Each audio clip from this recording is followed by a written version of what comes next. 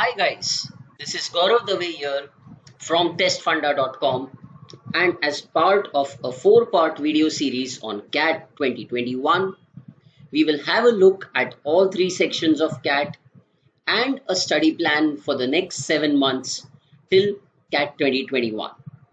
So, today we first start with the quant section, which is a bugbear or a problem area for a lot of students, and because it involves a large number of concepts to be studied. So, what exactly is part of the quant section in CAT? What am I supposed to study? How am I supposed to increase my marks? And so on. These are all common questions that students ask. In today's session, what we will do is understand the quant section, the most important topics, and what your plan should be for the next few months. So let's first look at the pattern.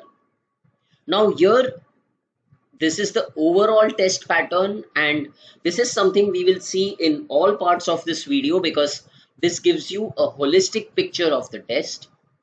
For some of you who may have been taking CAT for the first time this year, you should know that till 2019 CAT had a pretty standard pattern.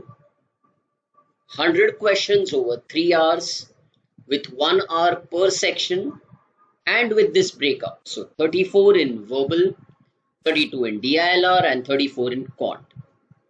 Last year, because of the logistical difficulties due to COVID, CAT became a 2-hour test and we saw the number of questions reduced by 8 per section. So we ended up with 26 questions in the quant section. Having looked at this, we first need to understand that we may not necessarily have a 2-hour or 3-hour pattern this year, considering the pandemic-like situation even today.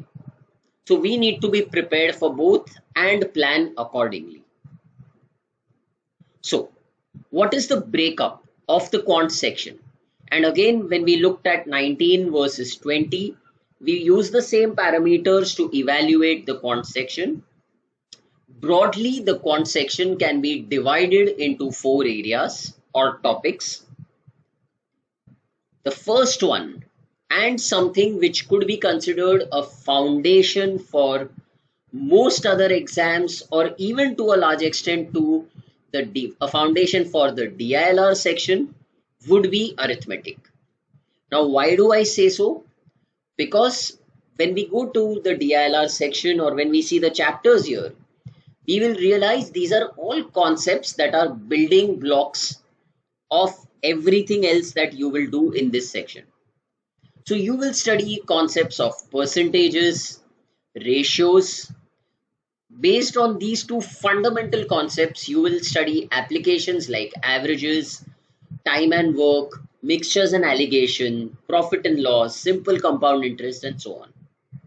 You also observe, if you look at the breakup over the 2019 pattern and the 2020 pattern, you will see that nearly 1/3 of the section is arithmetic, and this is the largest chunk. Also, through the entire year, when you start practicing questions, you will observe that the difficulty level of arithmetic typically tends to be lower compared to geometry and modern maths. This is a typical student psychology. So if I look at scoring areas within the quant section, this is definitely something which would be on my radar. Again, this is an area that I would focus on, taking into account the other exams like NMAT, IIFT, SNAP, ZAT, all of them into account. The second major area that we need to focus would be algebra and numbers. Some people consider numbers as part of algebra, some take it as a separate area. I have combined the two, but broadly it would be the second most important. Anywhere around 9 to 10 questions in a 3-hour test, 8 to 9 questions in the 2-hour test. We will have a look at all the important chapters within algebra in some time. This is then followed by two slightly more advanced areas, one being geometry. And when I say advanced, geometry, especially because of its vastness and the amount of concepts involved, right from the absolute basics that you would have done from your classes 6, 7, and 8 to trigonometry, mensuration, coordinate geometry, and so on.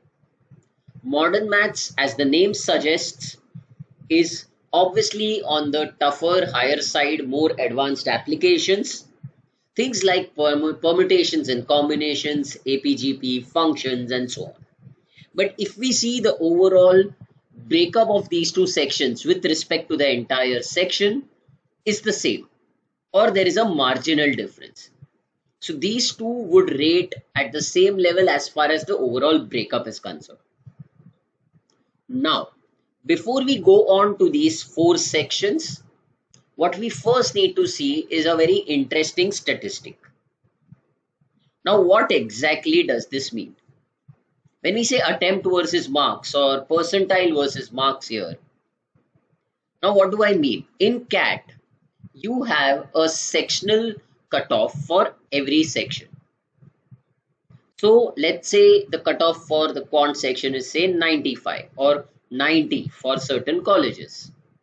Then you need to know the kind of marks that you need to target so as to clear the cutoff. Now, you might wonder, why am I even talking about marks today when we are sitting 7 months away from the exam? The idea is not to pressurize you or to tell you that you need to target these marks. But even if you are an average student, then you need to start thinking on these lines. That if I want to get an 85 percentile in the quant section, I need to target at least 1/3 of the marks of that section.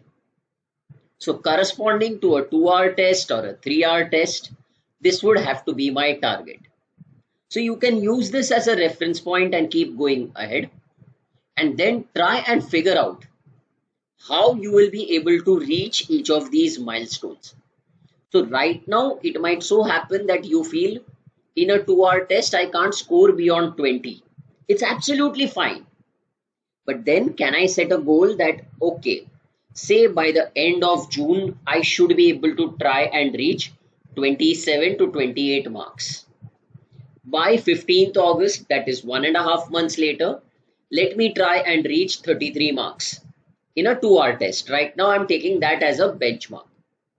Say by the end of September, another 1.5 months down the line, let me try and reach 36 to 37 marks. Then that jump from 37 to 44 is what I'll have to try and do in the last 1 month. But that is how I plot my growth over the entire section and over the entire period. So this table is not something that is extremely important right now. This is something you need to keep coming back to every, say, 30 or 40 days and see where you stand. Having looked at this, we now need to look at the 4 parts of this section and see what the important topics are and how we prepare for them. So first, when we come to arithmetic, you will see that I have divided these into 3 broad areas, and I have followed this structure throughout the entire session today. So there are 3 levels of concepts. One would be very critical concepts. Now, what do I mean by this? These are the concepts that you definitely need to prepare to be comfortable in this area. The important but second priority concepts would be that these are the concepts that definitely are important. I could even put them under critical, but these can be looked at in round 2. So let's say you have limited time, you are a working professional and you have limited time. Then this is more a way of prioritizing. Saying that fine, I look at these 5 or 6 chapters first in say May. In June, I will look at simple and compound interest, mixtures and alligation. The low priority concepts are the ones that can be looked at last.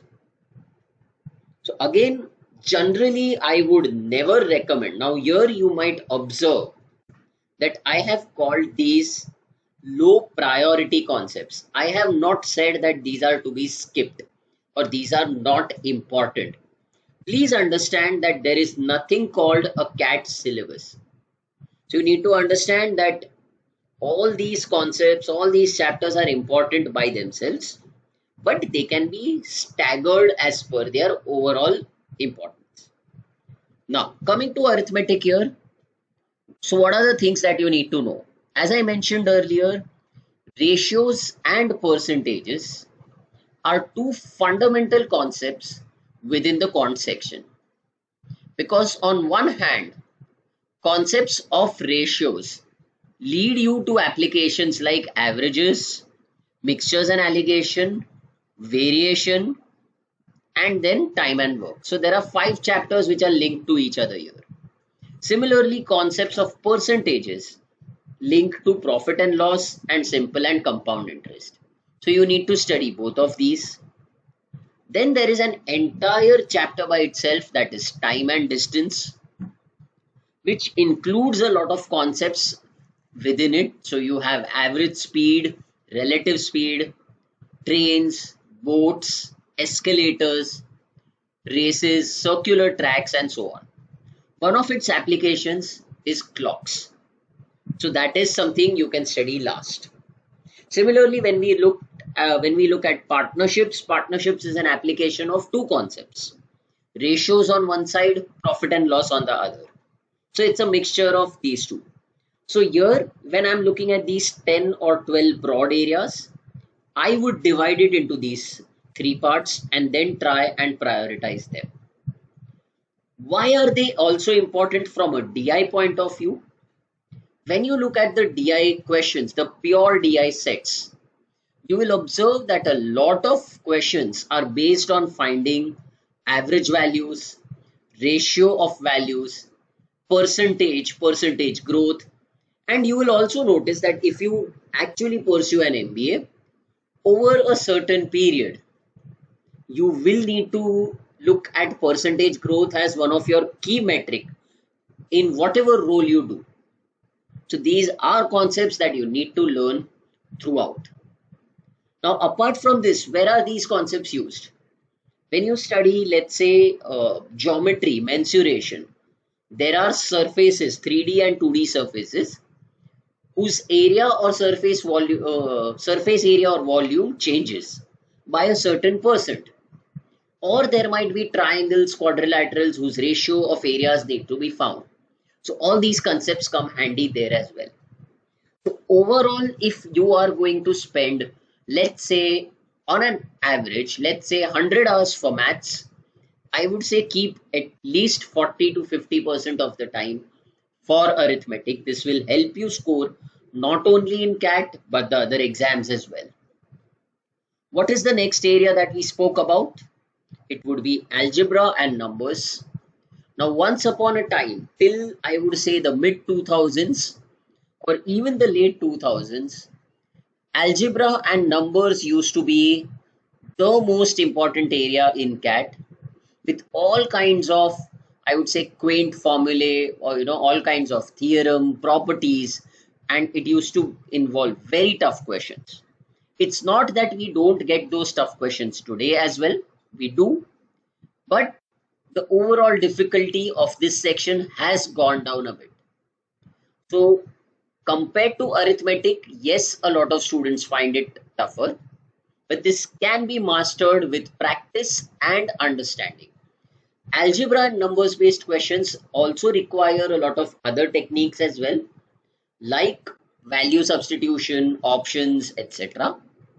Here, what are the key areas to look at?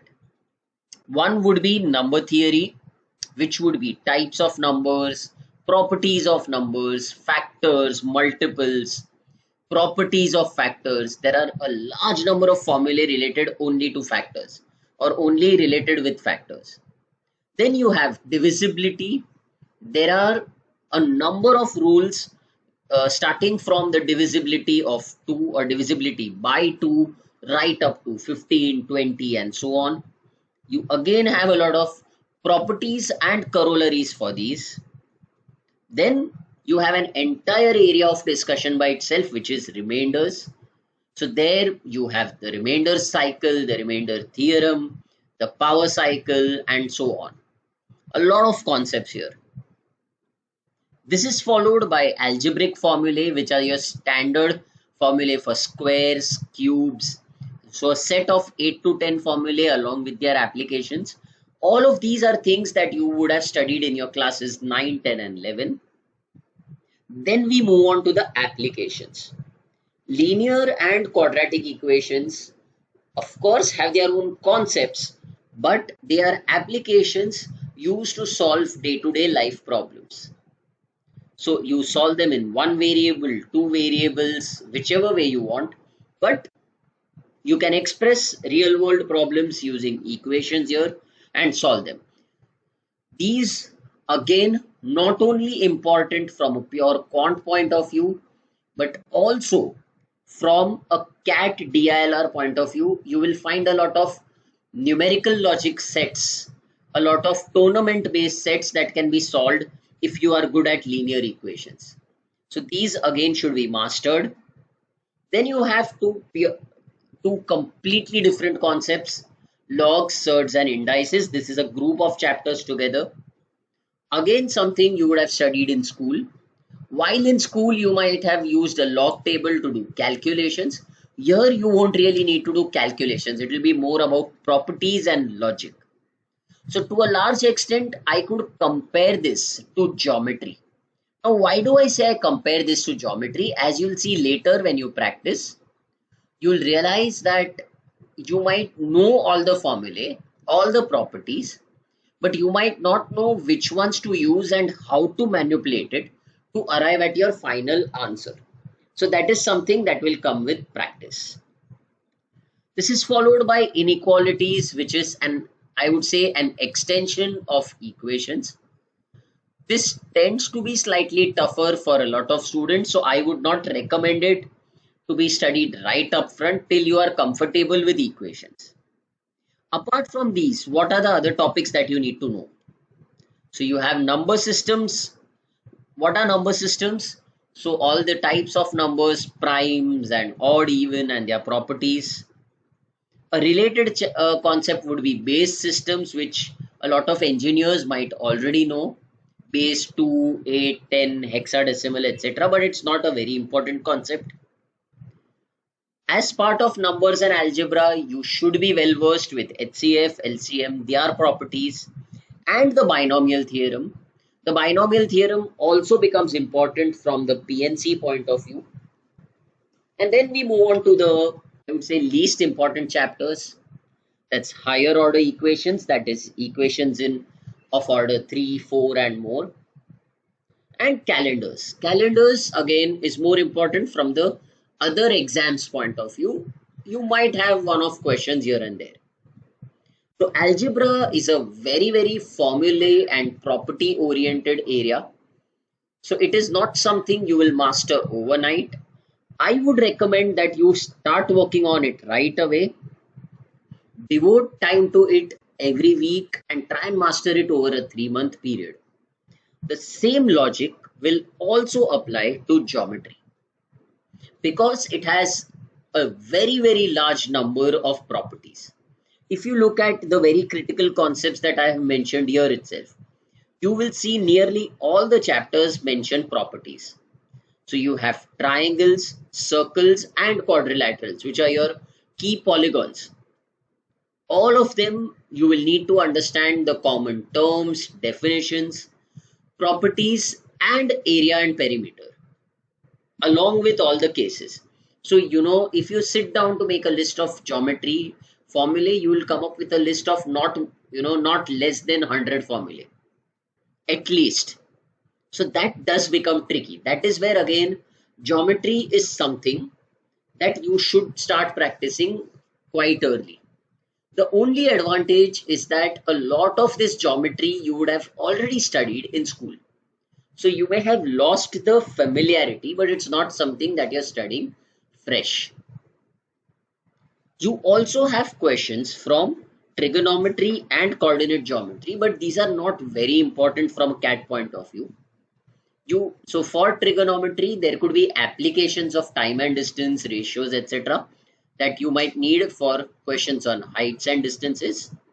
For coordinate geometry, it's more an application of a couple of formulae called sine rule, cosine rule for triangles. Then you have the advanced concepts here, polygons and advanced trigonometry, which are more important for other exams. So from a pure CAT point of view, these can be done last. Geometry does involve application of a lot of concepts. So understanding where each formula will work is the best way to go about it. Coming to the last section here, which is modern maths. Now, modern maths typically involves 5 broad areas. One would be sequences and series, which involves these first points mentioned here. That's AP, arithmetic progression, geometric progression, harmonic progression. Then it has functions, which used to be very important once upon a time, but has lost a bit of relevance today. PNC and probability. While probability is not very important from a CAT perspective, PNC definitely is. And then basics of set theory. Set theory is something that you definitely need to know because its applications are also found in Venn diagrams, which you learn in the LRDI section. Once you have done these basics, you can move on to the additional concepts like conditional probability, Bayes theorem, set operations, etc. So this is an area which I would not touch right up front because it involves a lot of concepts to be learned earlier and to be mastered before these can be touched. So I would suggest that this should be done at least 1.5 months from now. First, finish off the easier areas, your arithmetic, some parts of geometry and some parts of algebra. Then come to this. So how should I go about making a plan for quant? This is a tentative plan that I have made. Now here the first 3 columns would remain common for all of you as students, whether you have access to test funda material or not. The last column is more based on what resources we provide to you through test funda. So now here I have not considered November because November is when you would be taking only mocks. But if I look at May to October, it's broadly divided into 4 parts. The first 2 months, and I am ignoring April for now, the first 2 months, May and June, should be focused predominantly on concept development. So here I have given you an ideal breakup that I would like to follow. As I said, look at arithmetic first, your highest priority, and try and wind it up by the end of June. Similarly, finish off half of numbers and algebra in May and wind it up in June. You can start off with a bit of geometry in May, focus on it in June and finish it in July. As I said, 1.5 months down the line, start modern maths. So somewhere around the mid of June, start with modern maths, finish it in the end of July. So right now, what I would target is from now to the mid or end of July, try and ensure that you have understood all the concepts and at least solved 1 round of tests for all of these. Now, what are the areas that you'll, or what are the resources that you'll need? Obviously, the lessons which you would have access to, the concept videos which describe the individual concepts within each, the individual lesson tests, and then there is something called area tests. So as you know, there are 40 quant area tests that you have. So every month for now, try and practice 4 to 5 of these. So maybe a couple in arithmetic, a couple in algebra, 1 in geometry in May, and so on.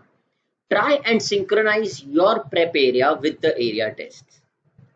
Once you're done with this by the mid of July, the next 2 months, July and August, have to have a feedback loop built into it. So you practice questions through sectionals, through area tests, and through individual smaller tests, and then see where you are struggling and come back, improve those concepts, and then go back and solve the tests. So here you need to start solving more area tests and a few sectionals as well. September, that is 2 months before the test, you should start looking at test score improvement. So by this time, all your learning resources should be done. That's lessons, videos, etc. should already be done. And you should be focusing solely on area sets, tests and sectionals.